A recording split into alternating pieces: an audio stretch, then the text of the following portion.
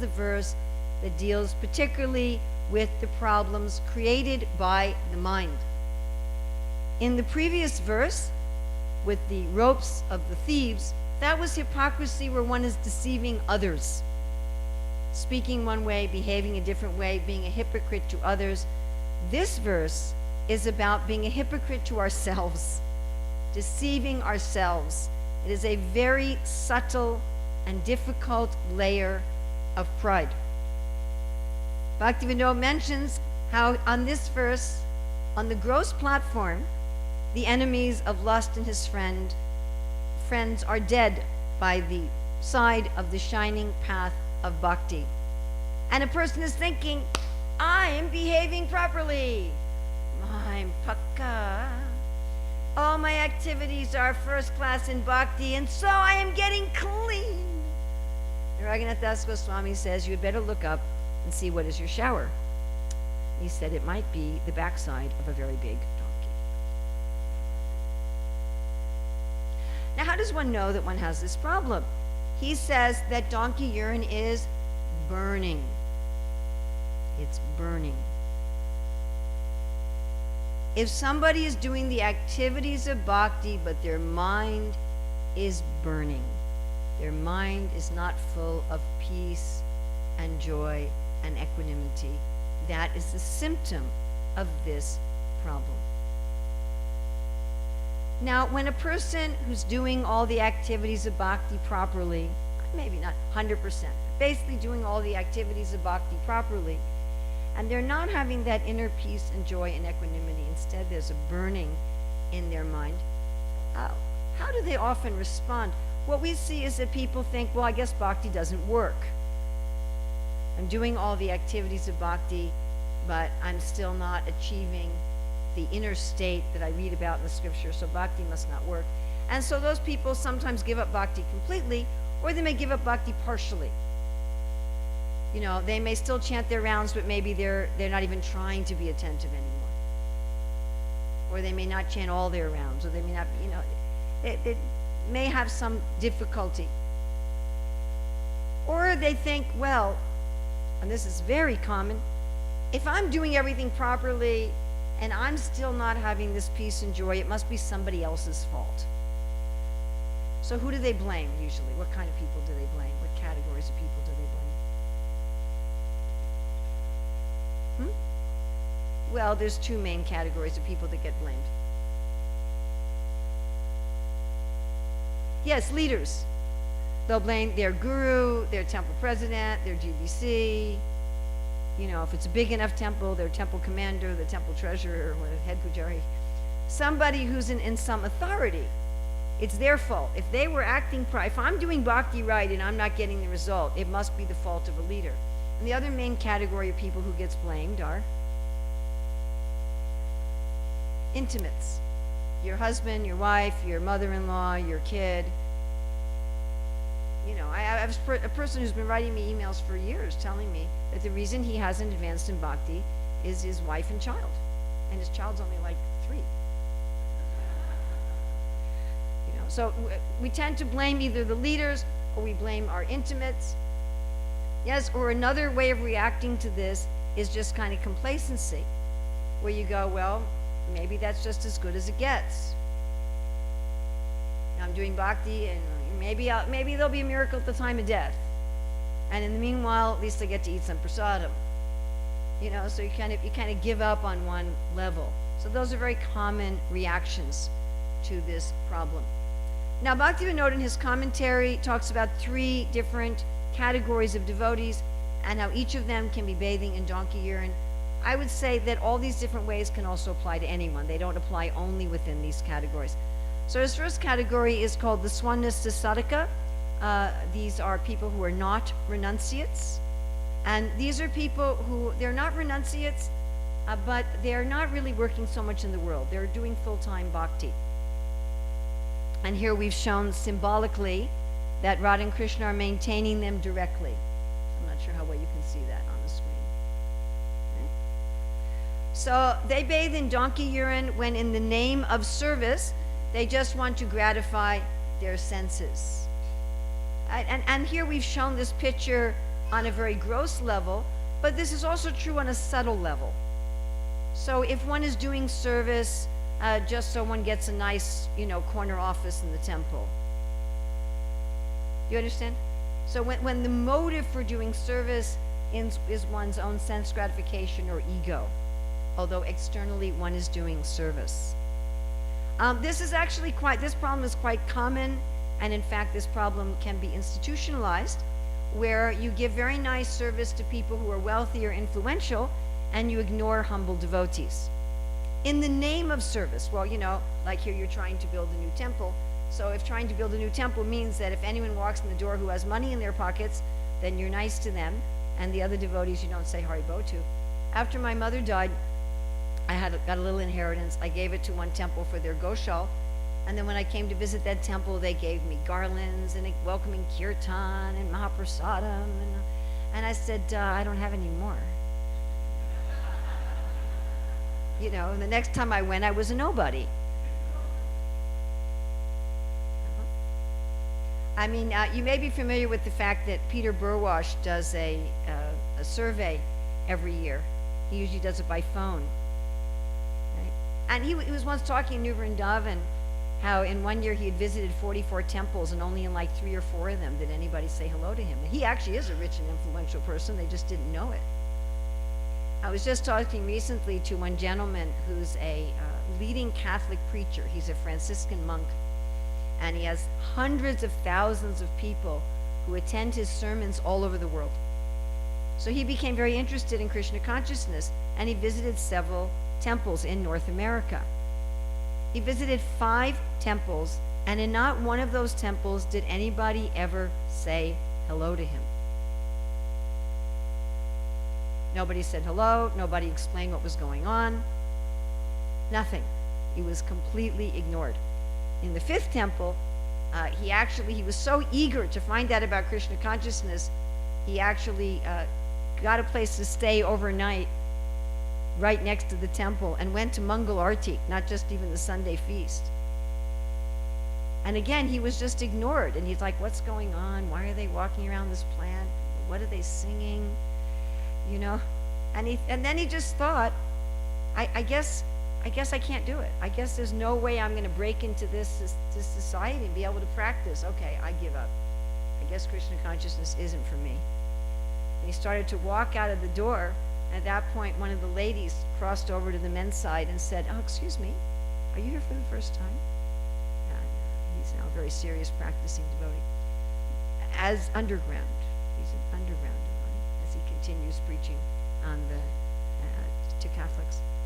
But there's definitely this kind of problem. I once visited a temple in India where it was a small temple, and I was very obviously a guest. There was no question that I was not a guest. There were only 15 people in the morning program anyway. And I was going there every morning for 10 days, and on the 10th day, somebody walks up to me and says, we need you to make garlands. And I was thinking, Haribo? Welcome to our temple, what's your name? Something like that. So this tendency, and thinking I'm doing this in service, for service, for this or that, I'm giving special attention to people who are rich and influential. Wanting to accumulate personal wealth and opulence, meditating on wealth and opulence. This is a very common one, wanting to win arguments, and so resorting to distorted logic rather than to Shastra. And it's very, very common. And if you want to waste your human form of life, you can find many examples of this on the internet at any particular moment. Right? People just arguing some philosophical or theological point just to be right. This is a problem we had a lot in ISKCON in the 70s. We still have it in some places. People artificially taking up the renounced order for prestige. So we definitely had a lot of people in the 70s and 80s taking sannyas for prestige. You still have some places, I'm sure it doesn't go on here, but you still have some places where people stay in the brahmacharya ashram until they're 40 or 45, just because it's a more prestigious situation, and finally they crack at 45. Then there's the parinista sadhaka. So this is the majority of devotees. These are people who are not in the renounced order, and they're working in the world. They have a job, they have a career, they go to school, and so forth. And Bhaktivinoda says that these people bathe in donkey urine when they make a show of being very strict, whereas they're keeping many subtle material attachments. And this is an interesting one. This is being more attached to non-devotees than to devotees. We've symbolized this here with the karmi and the jnani and the yogi. And here's the devotee who's like, I guess I just don't have any place here. So one common place we see this is in devotee restaurants. And I mean, I was in one city where there were about 5 restaurants run by this one devotee couple. And I said, so you're distributing a lot of prasadam? And they said, well, not really. I said, well, why is that? They said, well, it's too hard to work with the devotees. So we just hire non-devotee cooks. You know, and I was recently in another place where they said the restaurant had been, you know, people who weren't even vegetarian who were cooking. And I said, well, why is it so hard with the devotees? They said, well, you know, it's Kartik, they go to India for 2 months. And, you know, their Guru Maharaj is in town, they just don't show up without telling you. And they take a half day off for Narottama Das Thakur's disappearance day. And so, yeah, we'd rather work with the devotees. And in general, I mean, if instead of reading the books, we're watching a TV show, and, you know, or reading something mundane. Or basically having a life, we say, okay, well, I'd rather be with the non-devotees. Then we have the Nirapeksha sadhakas. These are the renunciates, brahmacharis, vanaprasthas, and sannyasis. So they bathe in donkey urine when they think that being a renunciate makes them an advanced devotee. Now, I see that we've institutionalized this donkey urine bath in our Hare Krishna movement. Many, many places that I go, people think that in order to be a guru, you have to be a sannyasi. They automatically think that there's an equivalence between being a sannyasi and being an advanced devotee. And I tell you, my dear friends, that is not the case. Certainly, many of our sannyasis are very advanced devotees, but it's not that all of our sannyasis are the most advanced devotees. And I know many, many advanced devotees who are fully absorbed in meditation in Vrindavan, who fully realize their swarup, who are totally pure devotees, who have, you know, husbands and children and a medical career. So it's not that being in a particular ashram is necessarily a sign of advancement. So thinking like this is a kind of donkey urine bath. Or the renunciates who mistreat those who are not renunciates. Again, we saw this particularly in the 70s. If you read Srila Prabhupada Lilamrita, Satsrupa Maharaj called it the Sannyas Grihastha War. But you still see some places where this goes on, where families, women, children are not being properly respected. Accumulating more than it will ever be needed for service. Or this is a very common one in every religion, that in the name of preaching, just trying to attract the opposite sex. This is also very common and related to one of the other ones, neglecting one's sadhana or one's principles for the sake of accumulating wealth. And we've seen this institutionalized. We've seen authorities tell devotees, it's okay if you don't have time to read Prabhupada's books, just go out and collect money for this new project, right? We've seen this, I know a temple where in order to get money, they turned part of the temple into a gambling hall. They were renting it out to people who were gambling in the temple. I knew one devotee who wanted to distribute a lot of prasadam, and he thought, well, if I have not only a food for life, but a homeless shelter, I'll really be able to increase the distribution of prasadam, but he couldn't afford the building. And so he thought, let me get a government grant. And to get the government grant, he had to allow breaking of the 4 regulative principles in the building. But he thought, but this way I can get the money so I can distribute prasadam. So any time that we compromise our personal sadhana, which you've seen here, the neglect, the beads are on the floor and so forth, if we compromise our personal sadhana or our principles for the sake of getting money for service, or this one is also very typical, externally doing service, but inwardly contemplating material things. You know, Hare Krishna, I don't have enough money. Hare Krishna, I need a new car. Hare Krishna, there's a very pretty girl. Now, this was a very difficult thing to illustrate. We've illustrated it on a gross platform, but it's really a subtle platform. So we've shown, like, grossly, his beads are on the floor, his books are on the floor, the deities are neglected while he takes care of his clothes. but it's really a mentality that it's the externals of bhakti that make you advanced. You know, if you just have nicely ironed silk clothes and the pleats just right, and you've got the right mudras, and you pronounce the Sanskrit perfectly, that then you're advanced in bhakti. And forgetting that it's about the internal things. All right. Now they look enthusiastic in kirtan, but you see there's a box there. Yeah, you see the box? It's got a lock in it. So what's in the box? Hearts. Somebody thought they were cookies. So this is when a person is doing bhakti, but they're not involving their emotions and their desires.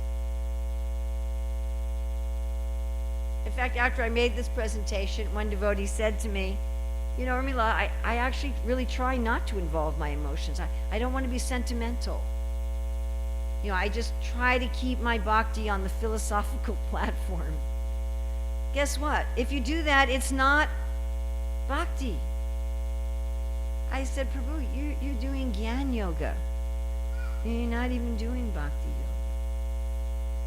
yoga. Right, so what's the cure for this? Well, should I tell you my own donkey urine story? I mean, it's embarrassing, but I've already told it before and been recorded, so it's kind of too late. So, I hope this will make it a little easier for you. So as I'm sure most of you know, I was involved with children's education for many years, almost 30 years. I was involved in children's education. And children's education in the Hare Krishna movement is a grossly neglected, underfunded, underprioritized area of our movement. Yes? So you know, like in Prabhupada's centennial, there was the lotus, and there was a pedal for all the different aspects, but there was no pedal for children or education even. There was not even a pedal for education. So a few years ago, the North American Strategic Planning Team made a list of 17 ways in which ISKCON contributes to the world, and none of the ways had anything to do with education or children. When the GBC set up its standing committees, it didn't have any committee for education. And 2 years later they did, because there was a protest. On the 50th anniversary of ISKCON's founding, so there was a 50th anniversary committee, and they made many posters which went out to temples all over the world. And in many temples where I visited, I saw these posters. There was no poster about education. The main poster said Prabhupada opens schools, restaurants, and farms. Not schools, temples, just I should have said schools. Temples, restaurant, and farms. Nothing about schools. Nothing about education. Oh, well, there was on the charity poster. On the poster that said we feed poor people. On that one, there was a little line, and we also open charity schools. I brought this up in one temple where the posters were this big on the wall, and the temple president was saying, well, we just got it from the committee. I said, I wasn't blaming you. So there was one temple where my husband and I were running a school, and we wanted to build a new school building. So the temple authorities said, well, all right, we would like to put material about your project as part of our fundraising dinner. They had a big fundraising dinner, and they had a big exhibit about the deity worship, a big exhibit about prasadam distribution, a big exhibit about books, and they asked my husband and I to do a big exhibit about the Gurukul, so we did. And they collected $100,000 at the dinner. How much of that do you think went to our new building for the school? How much do you think? Nothing. So, I developed a little bit of an attitude that resources, right, financial resources, human resources, should be going to schools to educate our children. After all, Prabhupada said that our Gurukul is our most important project. So my attitude was, Gurukul is the most important project. And money and manpower should be going to Gurukul, not to all these other things. I mean, I'm working for Prabhupada's most important project. Why aren't the resources coming there? Are you starting to see what the problem was? Now, how do you think, by the way, resources should be going to Gurukul. And this is why this problem is so subtle. Because I was right. That resources should be going to Gurukul. There was something wrong with my attitude. How do you think I experienced my feeling? What do you think it felt like? Burning. It felt like burning. And in fact, I was very proud of the fact that it felt like burning. I would even say to people, I have a fire of dedication. Can I borrow your volume too? So as I mentioned to you, thank you. As I mentioned to you, Bhaktivinoda Thakur wrote a song for each of these verses. And I was so happy that we were able to publish his songs in English, which had never been published before. So if you have a book, you can look on page 124. Sorry, I borrowed yours. And you can look along with me. I'm just going to read the English.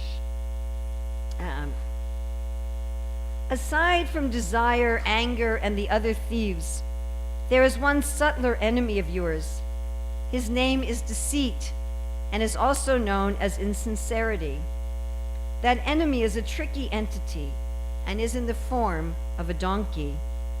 My dear mind, please try to understand the deeper essence. You are joyfully bathing in this donkey's urine by mistake, thinking it to be something pure. Whether you live in a forest or at home, keep away from that donkey whose urine burns both you and me. Let's escape the charm of our own duplicity and sportingly bathe in the beautiful ocean of the divine couple's sweet love. I'm not going to read the last one. Here, thank you. So Bhaktivinoda is telling us we're charmed by this donkey urine's bath. We're joyfully bathing in it. And indeed, that's exactly what I was doing. I was thinking that my attitude was purifying me. I thought it was something very good. In fact, I thought, well, okay, I go to Mangalartik, but so does everybody else, because in those days, so did everybody else. And I chant my 16 rounds, but so does everybody else. But I have this dedication to Prabhupada's most important project. I saw it as this valuable diamond that I was offering to the lotus feet of Srila Prabhupada. And I never for a moment associated my lack of inner peace and joy and equilibrium with this burning fire of what I thought was dedication to Gurukul. Do you think I ever would have figured it out with the mind? If I had said to my mind, my dear mind, please tell me why I'm not experiencing all the peace and joy and ecstasy promised in the scriptures, do you think the mind would have flagged this problem? No, it was a creation of the mind.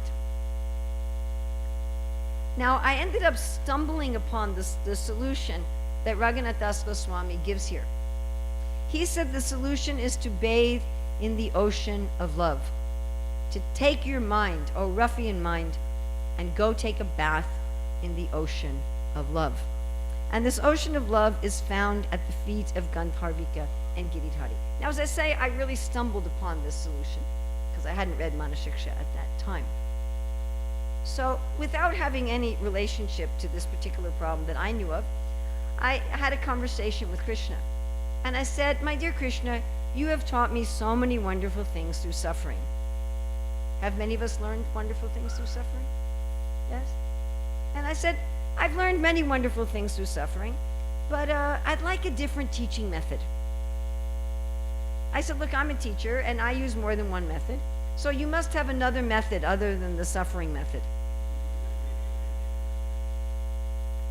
And that wasn't the important thing of what I said. The important thing that I said was what came next. I said, whatever you have to teach me, I promise you I will listen. I did say, please teach me ecstatically. I said, please teach me ecstatically, but whatever you have to show me, I promise you I will listen. That was the key thing that I did.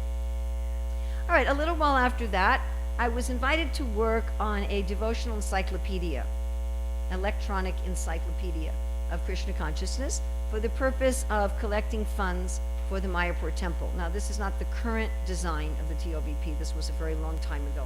under Harikesh. Now, you remember what my issue was? My issue was that money and manpower was going to things like temple construction instead of to Gurukul. You remember that, right? Okay, so I was invited to write this encyclopedia that had the purpose of collecting funds to build the Mayapur temple. So it was the most ecstatic service that I ever had. It was like a service that was custom designed for Urmila. It's like if someone had taken my nature, what I find enjoyable and relishable, and made something just for me. I was in a beautiful, beautiful temple. I mean, absolutely gorgeous, out in the country. Prasadam was just, oh my God, first rate. Morning program, well attended, incredible kirtans, incredible classes. I had all the equipment that I needed to do my service. The team I was working with had a real collegiality, a lot of friendship, a lot of creative energy.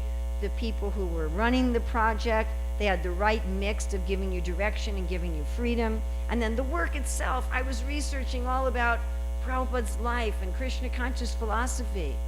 And then it was mentally challenging. I had to take complex ideas and put them into a little box on the computer. Made me appreciate the plaques you see in zoos and museums, you know, where they put everything about a tiger into a little metal rectangle. Did you ever think about how hard that is? It's really hard. You just get one letter off and it doesn't fit, you know, so it was always this like mental puzzle. I mean, I was just having such a great time. So I wrote all of this encyclopedia. I'd done all of the aspects, Prabhupada's life, philosophy in brief, philosophy in depth, all the activities of the Hare Krishna movement in all different areas. And I had one more area to finish, and that was about the Mayapur temple. So I went to work on that, and I couldn't do it. I couldn't think. I couldn't organize my thoughts. I just couldn't. I was completely blocked. I didn't know why. And I loved the service so much. I was so happy that I wanted to find out what was blocking me. I wanted to go through the block because I was enjoying the service so much. And then Krishna showed me, you're bathing in donkey urine. I thought it was a dedication. What was it really? You can tell me. It's all right. I already know. What was it really?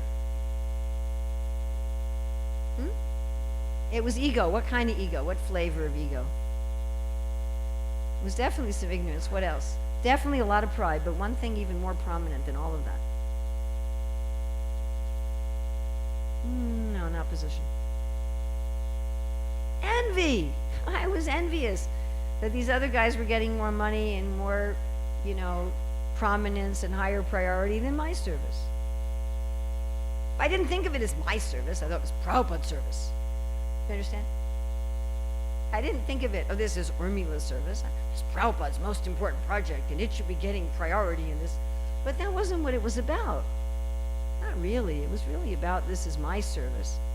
And why isn't my service on the priority list? And why are these other people's services getting more than mine? It was envy. And when I saw that it was envy, I was like, ugh. And I was able to let it go. And interestingly enough, I didn't lose my desire that Gurukul should be funded and prioritized. I found out that you could still want Gurukul to be funded and prioritized without being envy and prideful and angry and egotistical about it, which was quite a surprise. So I'd like us to do a little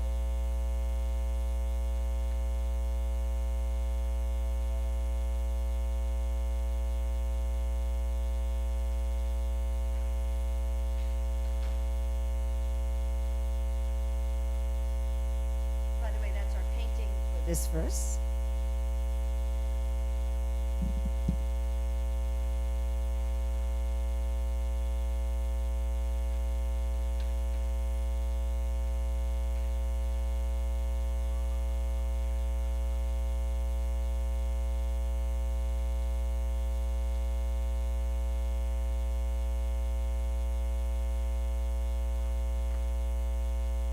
So if a person has this, they're doing bhakti, they're not doing any kind of major mess-ups.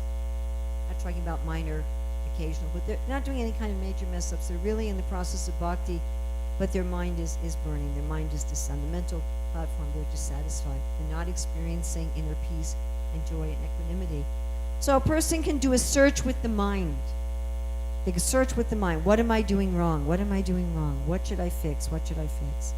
Or they can take their mind and bathe it in the ocean of love and say, Gandharvika Giridhari, you show me what to fix. So what would be the same about each of these? If I ask the mind or I ask Krishna to reveal, what would be the same about them? I'd be asking. I'd be asking or looking, okay? What else would be the same?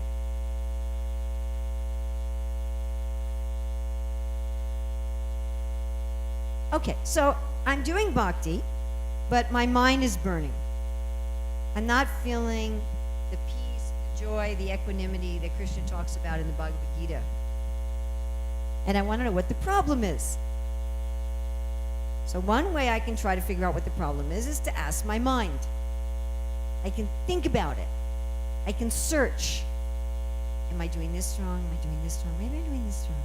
Maybe I'm doing this wrong. Maybe I should fix this. Maybe I should fix that. Another way I could ask Krishna. I could say, please tell me what I'm doing wrong. And have Krishna reveal it to me. And I'll be giving you a 4-step process for that.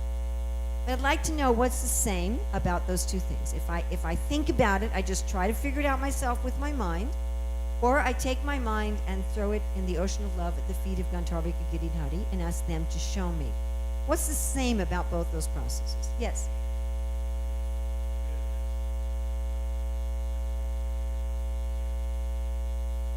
So in both cases, I have some awareness that I have some personal responsibility. Excellent, I like that.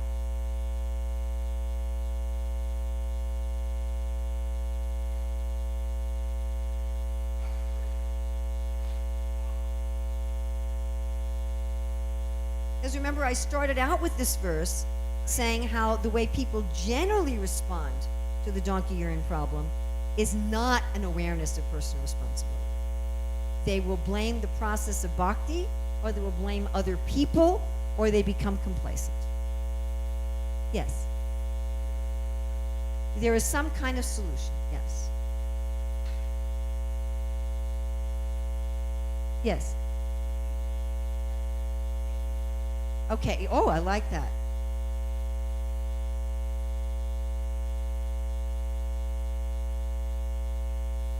Yes. Okay.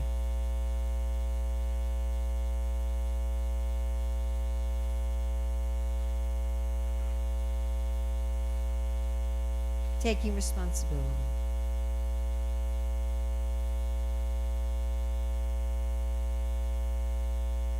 Okay, now let's look at how these are different.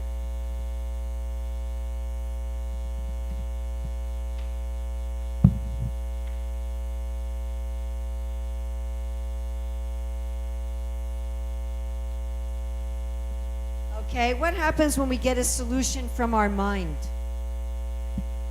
Huh? It will be wrong. Not can be, it will be. It will be wrong, and the reason it will be wrong, again, is this is a problem that is created by the mind. The first problem, the prostitute and the tigress, was a problem of speech. The thieves with the rope was a problem of action. This donkey urine is a problem of the mind itself. As the mind created the problem, the mind is not going to give you the answer to this problem. Whatever answer the mind gives you will be wrong. And what happens is the mind will say, go work on that thing. And you'll be working on the wrong thing. You'll be working on something that isn't really much of a problem. Or you'll be working on something that you're not ready to work on yet. And you'll just get frustrated. You know, the mind will distract you to something that's not the issue. What is another thing about the mind? Yeah. More problems then? Temporary solutions. This is a big one.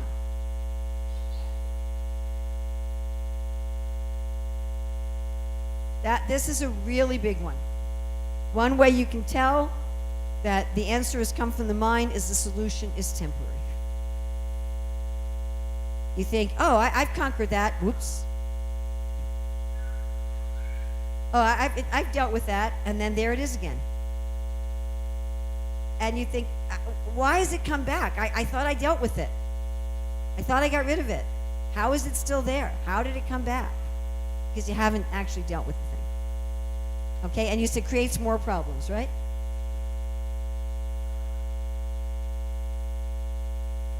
Prahlad Maharaj says this. He says the solutions are worse than the problem. Based on false identity, okay.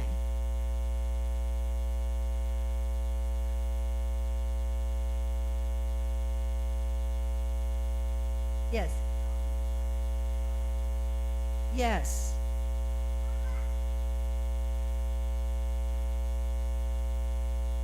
Any others? Yes. Oh, thank you. Depends on my own ability.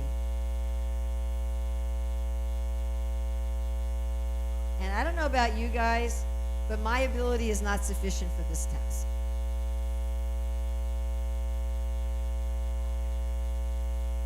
It's exhausting.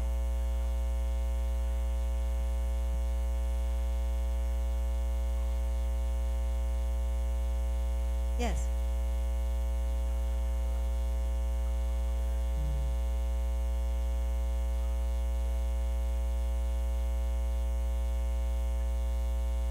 So we may be trying to control others. But we don't. But the mind may give us a solution like that. The mind often gives us a solution that involves controlling others or changing a situation that's out of our control. So often when we go to the mind says, oh, the problem is your spouse, the problem is your city, the problem is your this, and then we get so frustrated that we can't control our spouse, as far as I know. If any of you figured out how to do that, please share it with the group. So, we can't control our spouse or our mother-in-law or whatever, and the mind tells us that's the kind of solution we need to have, and that's a solution that we actually can't have. Yes?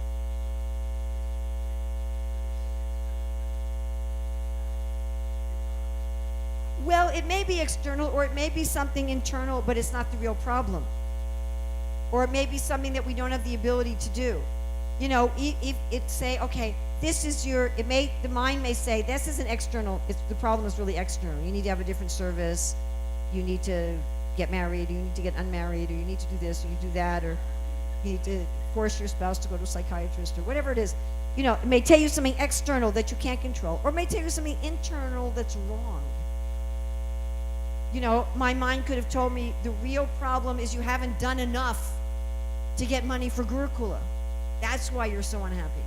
It might have given me the wrong problem. The real problem is you're too lazy or something like that. It might have given me something that wasn't actually the problem. Or it might give me a problem. It might say, the problem is you're angry about this. But if I didn't get rid of the envy, I couldn't get rid of the anger. You follow?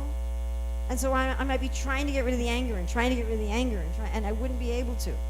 And then I'd think, it doesn't work. And if you think the mind is giving you the right answers, then also you tend to think Krishna consciousness doesn't work. And I like what you said about being, depending on our own ability and just becoming exhausted.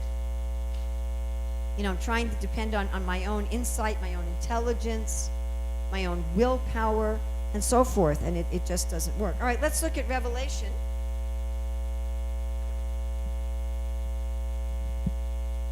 So what about Revelation? Can anybody tell me about that? Yes. Okay, spiritually healthy. Oh, I like that. This one is great. We're going to get it dark.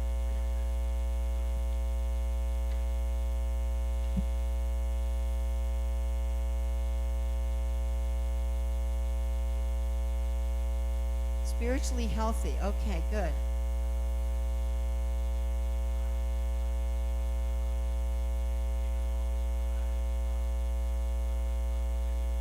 It could be a more difficult. Well, actually it isn't though. It may look like that. It's actually the easiest. Perfect solution.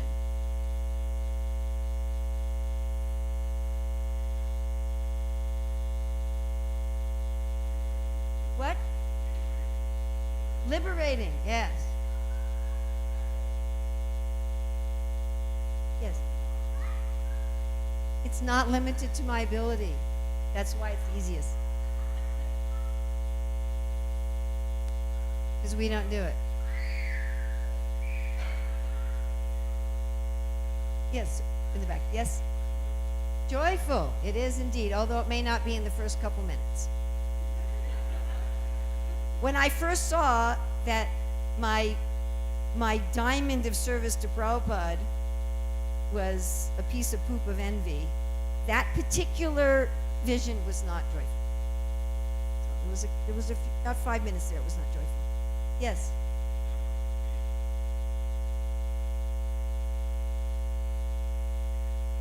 I think it really develops also faith.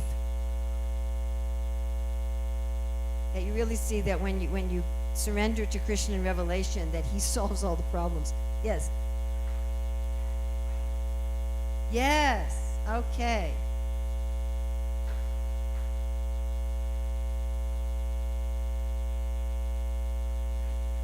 What? Detachment. Yes. Someone said peace. Detachment, peace. Okay, so we're going to go through a 4-step process based on the Bhagavad Gita.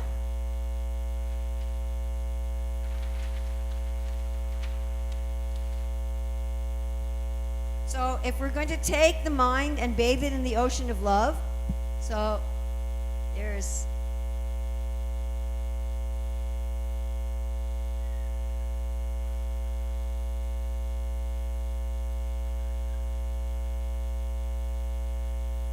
this is the Krishna steps. This is Krishna's flute.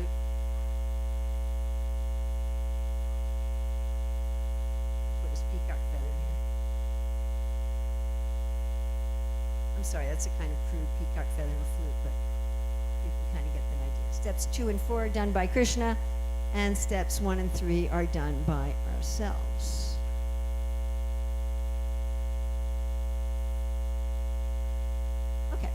So step 1 is what I fell into, where you say, Krishna, show me.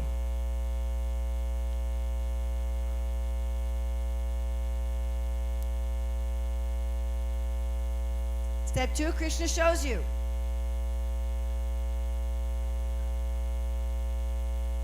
And he shows 2 things. He shows illusion, and he shows truth. Step 3, we choose. And step 4, Krishna gives what we choose and takes the other away.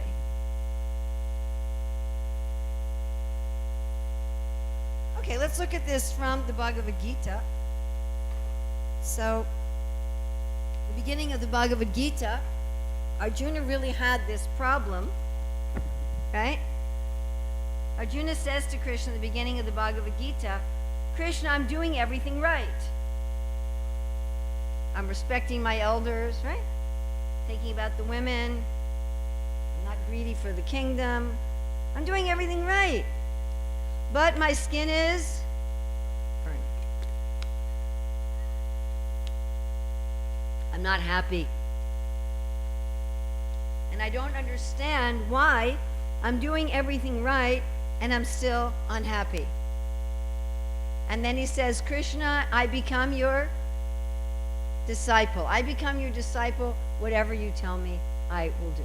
So that's step 1.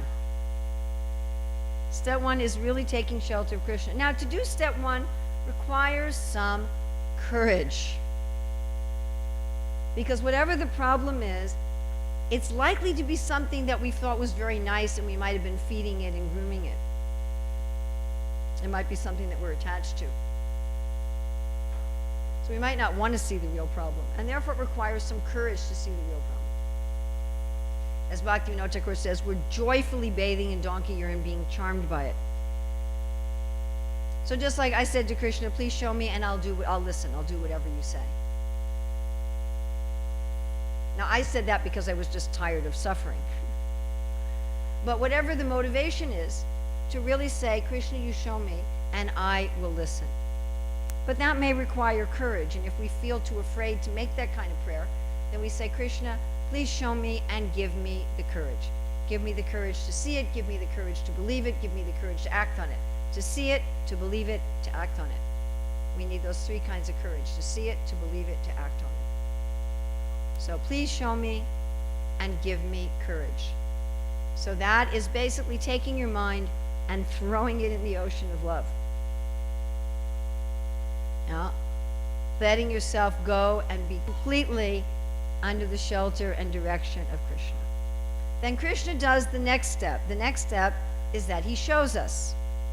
Just like Krishna did to Arjuna. What did he do? He showed Arjuna. He showed Arjuna, hey, you're a soul. You're a glorious soul. And here I am, Krishna, I am God. He showed Arjuna how he was God, and he showed Arjuna how Arjuna is a soul, right? So he showed Arjuna the positive. And then he also showed Arjuna the negative. Talked about the demoniac nature, the three modes of material nature, right? Both. Truth and illusion side by side.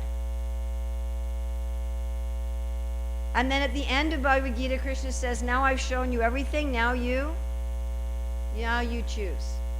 And many years ago, I met an Indian gentleman who told me, that is my favorite verse in the Bhagavad Gita. I follow this all the time, where Krishna says, now you do whatever you like. Now, I will tell you that this choice is not easy. And Arjuna did not find the choice easy. Right? Arjuna was saying from the very beginning of Bhagavad Gita, he's saying, Krishna, if I do what you're asking, so many terrible things will happen. I'll go to hell, the women won't be protected, I won't even be happy, I'll indirectly be responsible for unwanted population, right? He had all these problems. All these terrible things will happen. And then Arjuna also said, it's too hard. I really like, this idea of whether or not we're depending on our own ability. Arjuna was saying, it's too hard. I'm going to fail. Didn't he ask that? He said, what happens if you fail? I'll try to do what you say. He said, if I do what you say, I will lose everything materially. I'll be giving up all my material things. And then I'll fail spiritually. And so I will have nothing. My dear friends, this is exactly the kind of fears and concern that come as soon as we're ready to make the choice, whether they come from the mind, whether they come from Maya. It seems to be a pretty standard script. Terrible things will happen. It's too hard. Those are the two main ones. Other ones will be, it's not really Krishna. Arjuna had that one too. How do I know you're really God? I mean, you're the same age. Did you really speak to the sun god? How did that happen? At the time of revelation, we know it's Krishna. There's no doubt at all.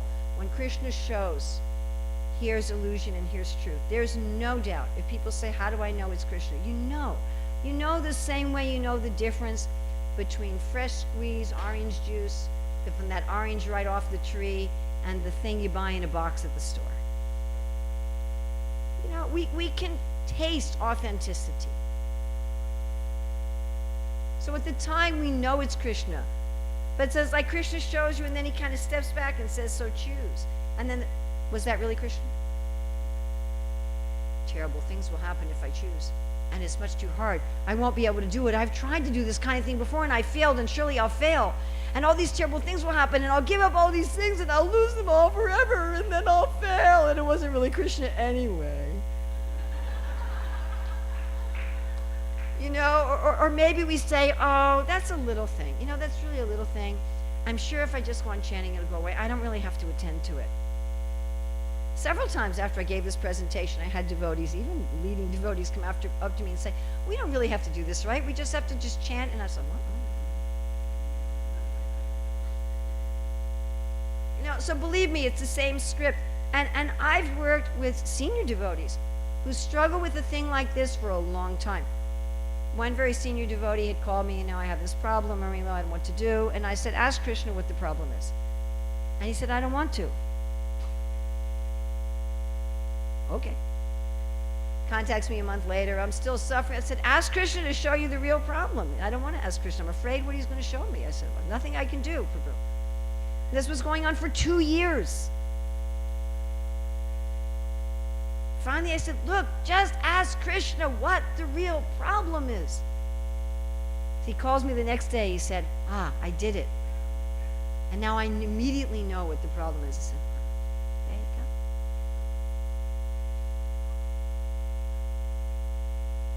go. It took 2 years just to even ask. There was another devotee, again, a very senior preacher, who contacted me, my mind's just burning, everything's dry, I don't have any taste anymore.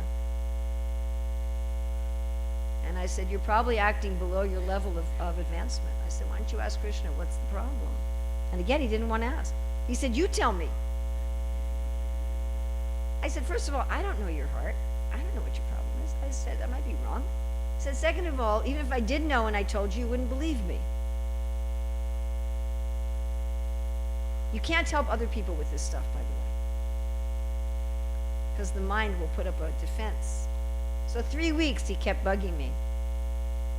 I said, you have to just ask Krishna. He said, why don't you ask Krishna?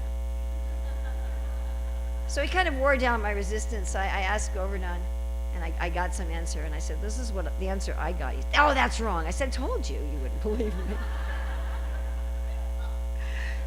So then finally he asked Krishna. And then he said, you were right, but it was worse than what you said.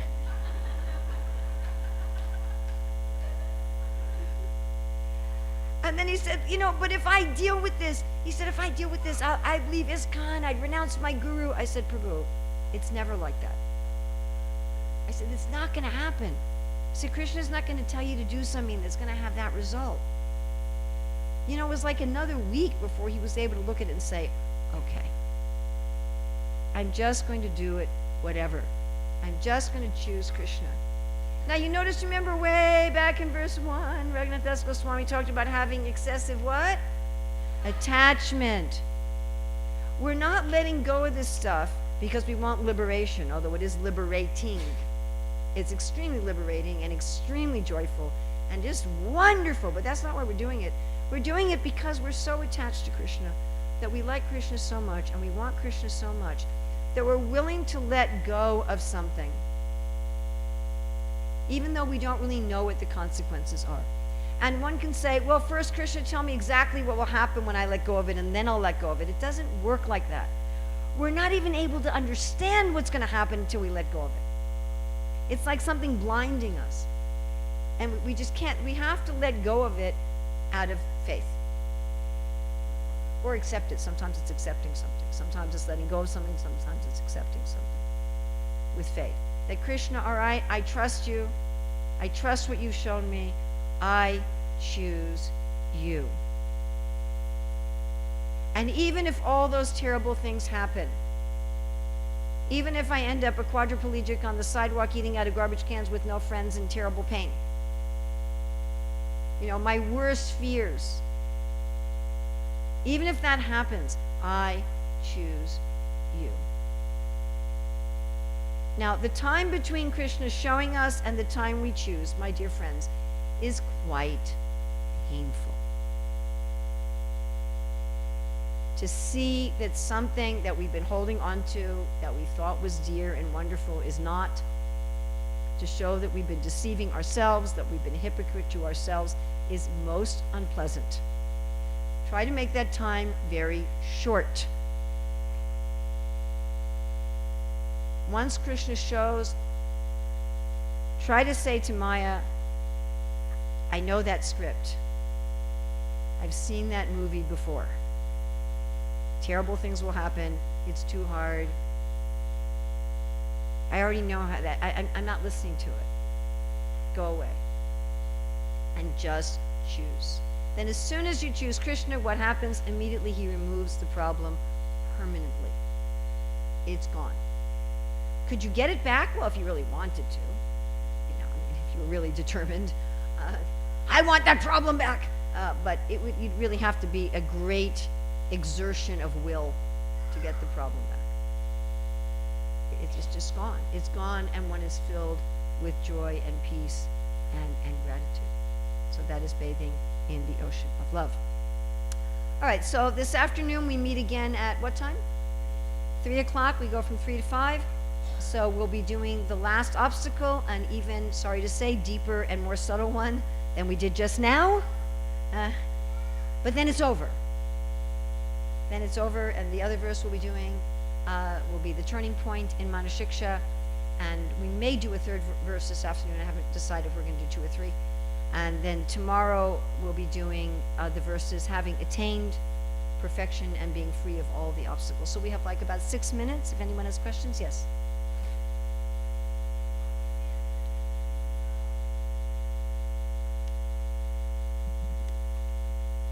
We need to have the courage to ask Krishna to show. So you can ask for courage. Yeah. Yeah. Just thinking, Mataji, does it like correlate to our faith? Because I feel if I'm not at that level of faith, even if he shows, I might not be able to act. Krishna will only show you what you're able to deal with at the time. He's a very good teacher. People will say that that's the it's too hard thing. Krishna is showing me something I can't do. For me, as an ordinary jiva teacher, I might do that. I might ask something of you that's too hard for you. But Krishna never does. And remember, this is not our own ability. You don't do it. He does it. The only things that we do are desire to do it and choose. Those two things are not easy. I just tell you flat out, they are not easy.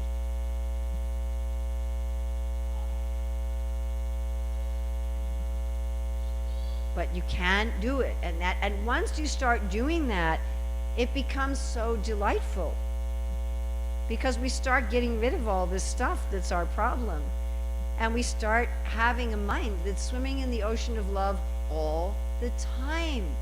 Just imagine that. Not only at this point is one free from the ropes of lust and his friends on the gross level, but one's mind is always swimming in an ocean of love. Isn't that worth the difficulty of asking and choosing? But asking and choosing it's extremely hard. Those are not easy things to do. They get easier because after one's done them a few times, one starts saying, hey, this is really nice. The result is really nice. But it is definitely not easy to do that. Yes.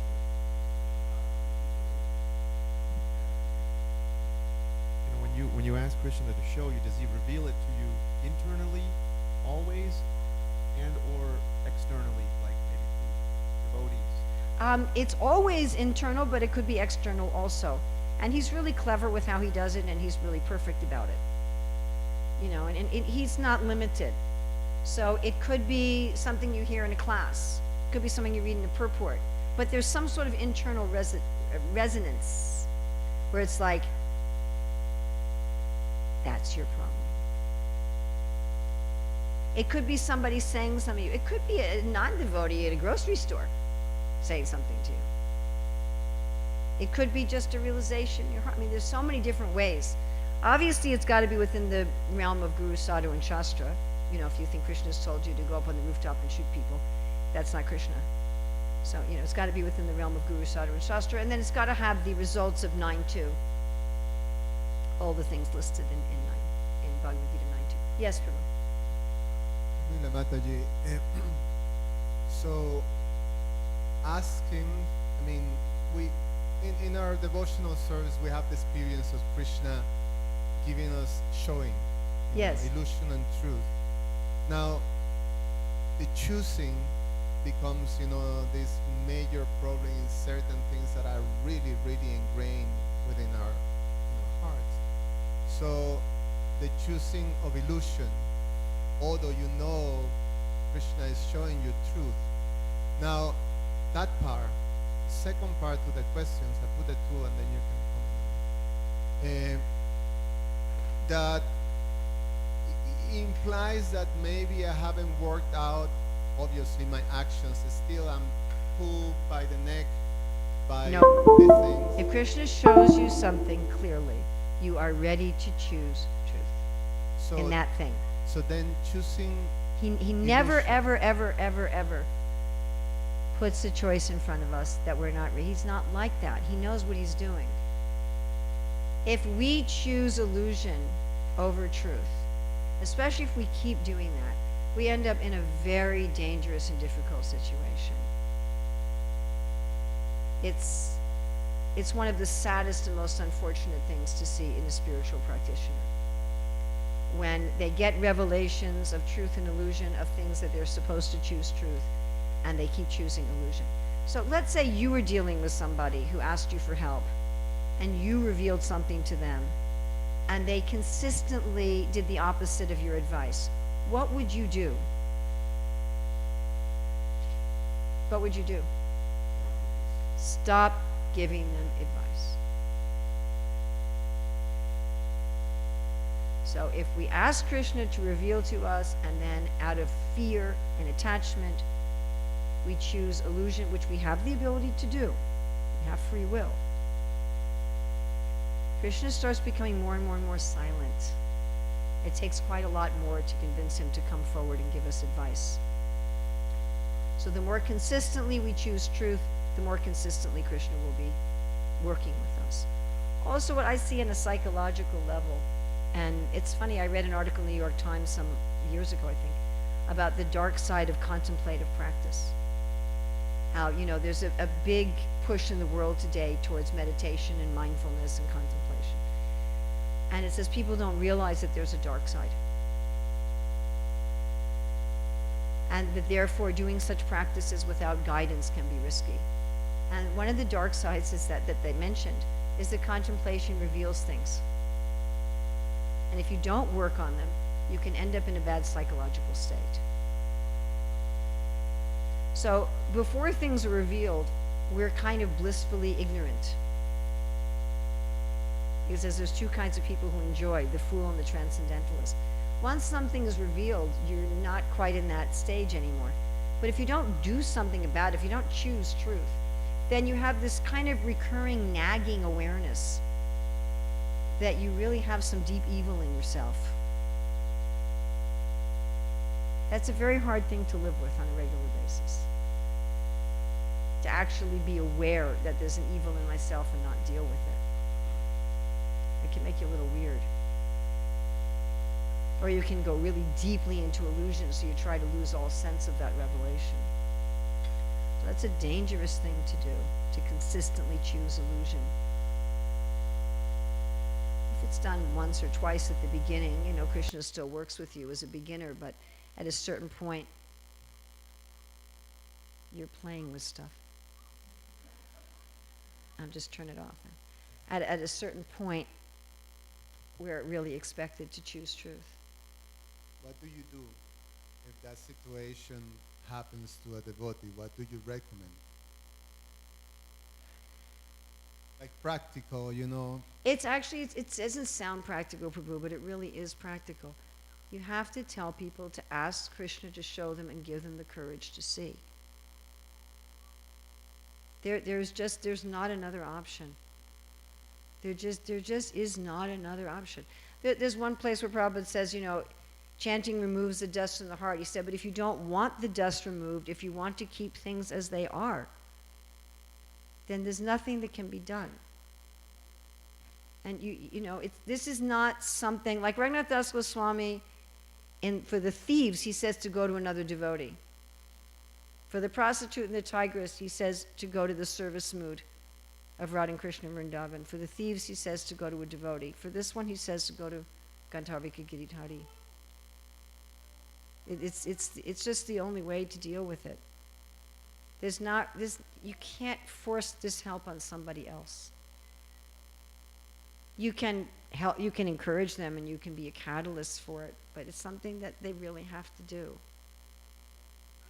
If someone's been stuck in that place for a long time, they probably have gotten into one of the other spaces of complacency or not being so strict anymore or blaming.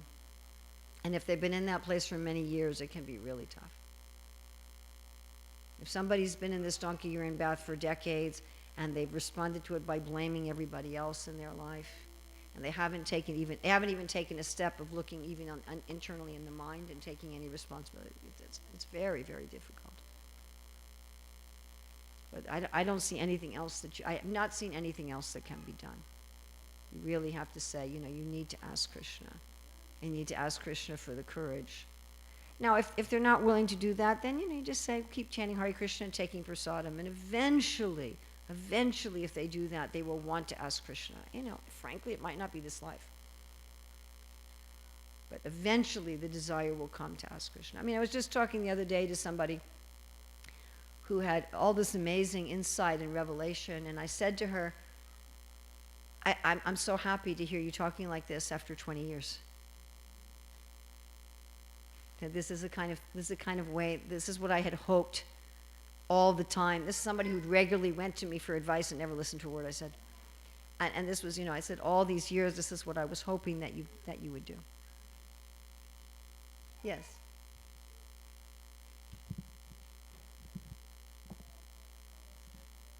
Hare Krishna Mataji, along the similar lines of that question, I sometimes have this prompts from within that, okay, I feel that I've committed some offense to a devotee.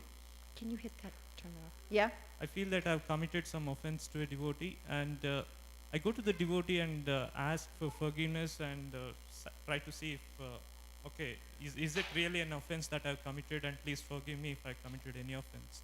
But sometimes it doesn't, there is no reciprocation or response from the other devotee saying that, okay, I forgive or something like that. But in that situation, trying to apply this principle of praying to Krishna. Well, Bhaktivinoda gives, he says if you've offended a devotee, you ask for forgiveness. If they don't forgive you, you should serve them. And if they're still angry, just chant constantly and ask Krishna to deal with it. But many times we offend devotees and we're not aware of it. So I know many times when I've offended devotees, I thought that they offended me.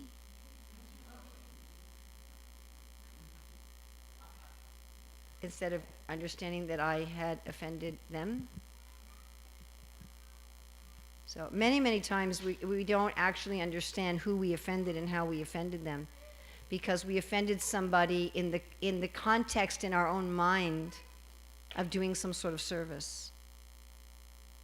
And we don't really understand that we've offended a devotee. But anyway, if you understand that you offend, that's what you do. You ask for forgiveness. If they don't forgive you, you serve them. And if they're still not forgiving, then you just chant incessantly. I think it's time for me to stop the class. One more question. Okay, that's it, and then we need to end. What to do at the beginner level when you don't know how to ask Krishna and you didn't really ask, but you receive some kind of awareness, some kind of response? Well, Krishna's really nice in the beginning. In the beginning of Krishna consciousness, Krishna gives all sorts of revelations and understanding, even if we don't know anything and don't know how to ask. How to recognize what is from him and what is from Oh, you. okay. So there's two main ways to know what's from Krishna and what's from the mind. The first way is it supported by the scriptures, by the guru, by the saintly persons? So do you have something You are that's... the beginner, you don't know what a guru Well, said. just as far as you can ascertain. Oh. As far as you can ascertain. Even if you're an advanced devotee, you may not know every word in every single scripture. So as far as you can ascertain, does it have support? If you think you have some revelation and there's no support in the scriptures and the advanced devotees say, no, that's not right, then it's probably something else. And the other thing, that's objective, more or less objective. It's not totally objective, it's pretty objective. The other thing is subjective, and that you want to go to Bhagavad Gita 9.2. Anybody know Bhagavad Gita 9.2? Raja Vidya Raja Guyam Pavitram Idam Uttamam Prachaksha Vagamam Dharmam Susukam Kartamaviyam. Raja Vidya. It fills you with the king of knowledge. You are filled with an awareness, a great superior, supreme awareness. Raja Guyam. It's very secret. You feel that you've gotten to the essence of something.